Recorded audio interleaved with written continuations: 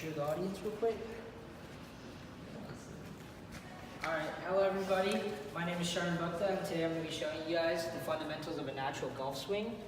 So as you guys might know, golf might not be the most entertaining sport to watch, but in my eyes it can be though.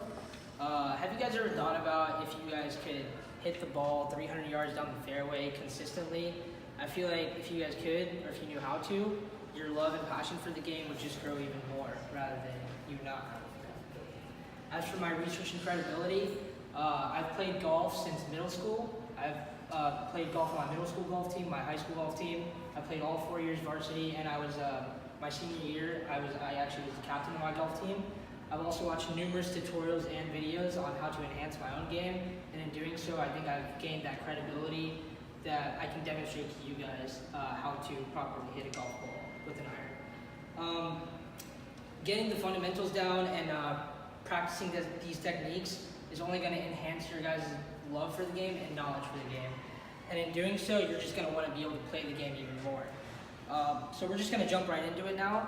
The fundamentals, they basically start off with how do you hit a golf ball? How do you hit a golf ball with an iron? These are the questions you want to ask yourself right before you go up to your stance and want to hit the golf ball. The cool thing about golf is that you can notice what you're doing wrong, and because you can notice what you're doing wrong, it's very easy to learn what you did wrong and learn how to do better the next time around. There are many different clubs within golf. There's like woods, drivers, wedges, putters, but today I'm going to be talking to you guys about the iron, which is this thing right here. And this thing right here, the iron, is probably the most crucial club because you'll probably be using it the most. So let's just jump right into the fundamentals now. Golf Tips magazine, very reliable source. They had 30 instructors come out, 30 expert instructors, and they demonstrated what these basic fundamentals should be if you're just learning the game of golf. So we're going to jump right into that. So the first thing you're going to want to do is you're going to want to choke up on the club. And by choke up on the club, I mean you're going to want to keep your hands low, kind of about right here. And in doing so, you're going to gain more control of the club. And by gaining more control, that leads to more power. So that's the first step you're going to do. The next thing you're going to want to do is use your body for power. The one mistake, like me, like when I just started off, and like a lot of beginners who started off, is they want to rather use their hands like this versus their body like that. So, and by using your body, you gain more power, you gain more body momentum and more power. And with this body momentum, you gain more accuracy in it. So that's why you should use your body for power. And when the next step, the next fundamental you should practice is hinging for power. And the reason you should do the hinging for power is because, like I said, you don't want to use your arms, but you still have to use your arms in golf, obviously. So this is why you should always hinge for power. And by hinging for power, I mean using your elbows. And you should use your elbows to create a 45-degree angle like such right here. And by creating this 45-degree angle, it'll reduce your urge to want to follow through with your arms more. And it'll lead you to want to use your body more. So let's move into the next one.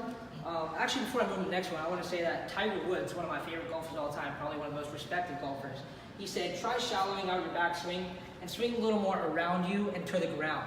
And by doing this, you're also gaining more power and more control over your swing. Rather than you swinging everywhere, swinging with frustration, this leads you to have more control. As I was talking about elbows also lead to more control. Now I'm going to jump into the club face and the club shaft. GolfDigest.com suggests that this, by the way, before you guys don't know, this is the club face. This is known as the club shaft. So when I refer to the shaft or face, this is what I'm talking about. You're going to want to keep your club face aligned with the target. When you keep your club face aligned with the target, it's going to lead to more accuracy. It's pretty simple. And one thing also with the club face is you don't want to close it too early. If you close it too early, by close it, I meant like this, kind of like that. That's it, closing it too early. Some people, when they follow through, they close it too early, and that leads to slicing. And that's what gets people more frustrated, and it leads them to not want to play more. And that's just like one thing that I know when I first started off, that was always first frustrating me, and because it frustrated me, I didn't want to play more. But once I learned not to do that, and once I started practicing that, I started gaining that passion for the game more. I think the biggest thing you want to do is you're going to want to keep your eye on the ball at all times. By keeping your eye on the ball, I mean keep your head down. throughout your swing, you always want to keep your head down because that is the only way you're going to be able to keep that momentum, that accuracy, and that balance in your stance. Without that, you're going to just keep slicing it. You're never going to be able to hit the ball how you want to hit it. Those are basically the main fundamentals. You don't want to swing the ball or the club with all your force because, like I said before, you swinging it with all your force, it's just going to lead you to like hit it not accurately and not as where you want to. You're swinging the club with frustration. Golf is really cool because it's a mental game. Just as much as it's physically challenging, it's mentally challenging. And because of that, I think I've grown a greater appreciation for this game. You see golfers who are pro golfers who are 60 years old and they're still able to play because golf is a very mentally challenging game. It's not as physical as it is mental. That's why it's very important that you always remain calm and take a deep breath right before you take your stance or right before you go up the swing. That's pretty much it.